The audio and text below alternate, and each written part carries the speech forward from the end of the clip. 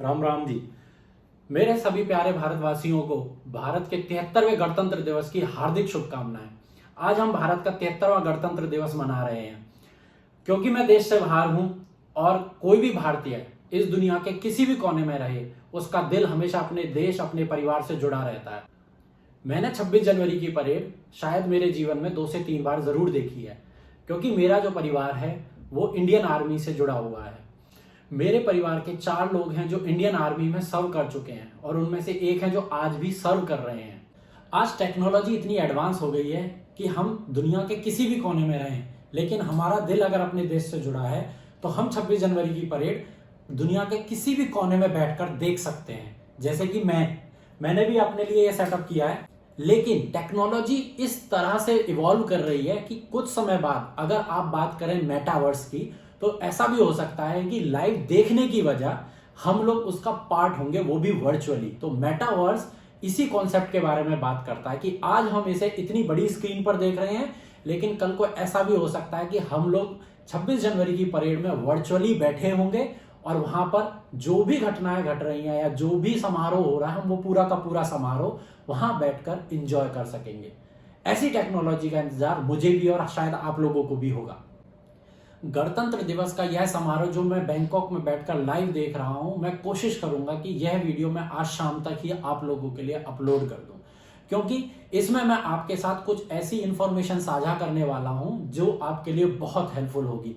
जैसे कि अगर आप थाईलैंड आना चाहते हैं तो आपको क्या प्रोसेस फॉलो करना है, आपको क्या डॉक्यूमेंट्स प्रिपेयर करके रखने हैं, और कौन कौन से ऑफिसेज ओपन है या नहीं, क्या सच में बैंकॉक और थाईलैंड आपके लिए ओपन हो गया है या अभी भी बहुत सारी रिस्ट्रिक्शंस हैं। तो ये सारे सवालों का जवाब आपको इस वीडियो के अंत तक मिल जाएगा।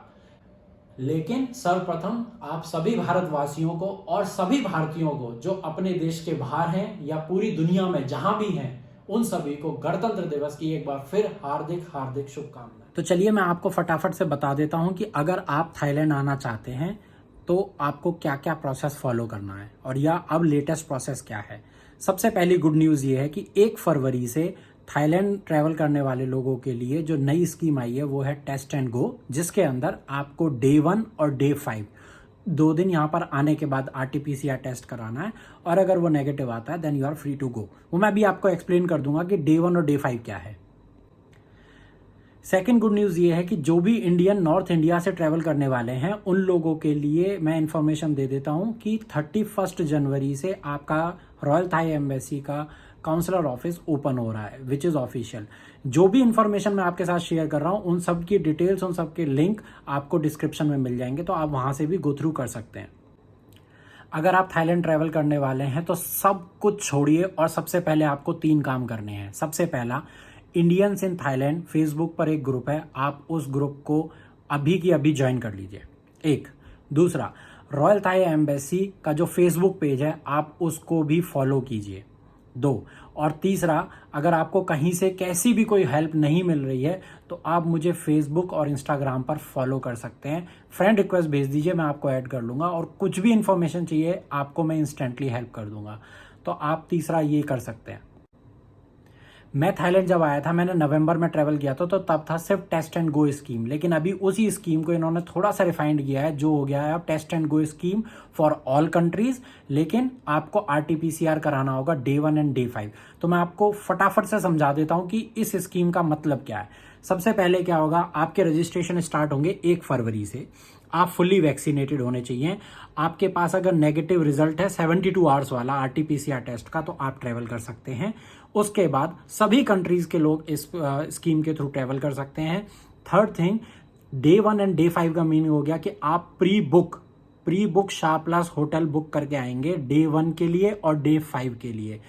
उसके बाद सबसे इंपॉर्टेंट जो है वो ये है, इसको प्लीज ध्यान रखना, वो है $50,000 का हेल्थ इंश्योरेंस कवरेज, यानी कि $50,000 का आपका हेल्थ इंश्योरेंस होना चाहिए। अगर वो इंश्योरेंस नहीं है तो आपको अलाउ नहीं करेंगे, और मेक श्योर कि वो कैशलेस वाला है और इंटरनेशनल है, तो ये जरूर ध्यान रखना। उसके बाद अंडर एज 6 के जितने भी बच्चे हैं उनको किसी को RT-PCR टेस्ट या कुछ भी कराने की जरूरत नहीं है, दे ऑल आर एग्जम्प्टेड। ठीक है। अब बात करते हैं day 1 and day 5। So day 1 and day 5 का मीनिंग क्या है कि जैसे ही आप एयरपोर्ट पर उतरेंगे आपका प्री बुक्ड ट्रांसपोर्टेशन होना चाहिए। आपको डायरेक्ट एयरपोर्ट से आपको डायरेक्ट अपने शापलास होटल में जाना है और वहाँ रुकना है। उसी बीच रास्ते में आपका जो भी ऑथराइज्ड हॉस्पिटल्स हैं वहाँ पर आपका टेस्ट होगा। उसकी रिपोर्ट का रिजल्ट आने तक आप होटल में रहेंगे एंड अगर रिजल्ट नेगेटिव आता है तो आप निकल सकते हैं, आप जा सकते हैं, आप घूम सकते हैं, कहीं भी जा सकते हैं थाईलैंड में। देन जब डे 5 होगा, जब आपका डे 5 आएगा तो आपको वापस जो आपने पहले से प्री बुक किया है होटल, आप सेम होटल जरूरी नहीं है, आप कहीं भी कोई भी और अदर होटल बुक कर सकते हैं। आपको वापस उस होटल में जाना है, दोबारा आपका एक और RT-PCR टेस्ट होगा और आपको वेट करना आपकी रिपोर्ट का रिजल्ट आने का। अगर वो नेगेटिव आती है then you are free to go anywhere. तो ये चीज़ आपको बिल्कुल बिल्कुल ध्यान रखनी है। एक्सप्लेन करने के लिए इसमें बहुत सारी चीज़ें, अगर मैं 1 बाय 1 एक्सप्लेन करूँगा तो ये वीडियो बहुत ज़्यादा बड़ा हो जाएगा, शायद उसकी ज़रूरत नहीं है। आपको अगर कोई भी क्वेरी, कोई भी कंसर्न, कुछ भी है, आप मुझे डायरेक्टली कांटेक्ट कीजिए, मैं आपकी हेल्प करूँगा। और मैं कोई एजेंट नहीं हूँ, मैं कुछ नहीं हूँ, मैं I am just helping you. तो आपको अगर कैसी भी हेल्प चाहिए जस्ट कॉन्टैक्ट मी, मुझसे जितना पॉसिबल होगा मैं आपकी उतनी हेल्प कर दूँगा। ओके, बाकी बस इस वीडियो के लिए इतना ही। आप लोगों का प्यार, अपना सपोर्ट इसी तरह से बना के रखिए। गणतंत्र दिवस की आप सभी को फिर से एक बार हार्दिक हार्दिक बधाई। Thank you so much. जय हिंद, जय भारत।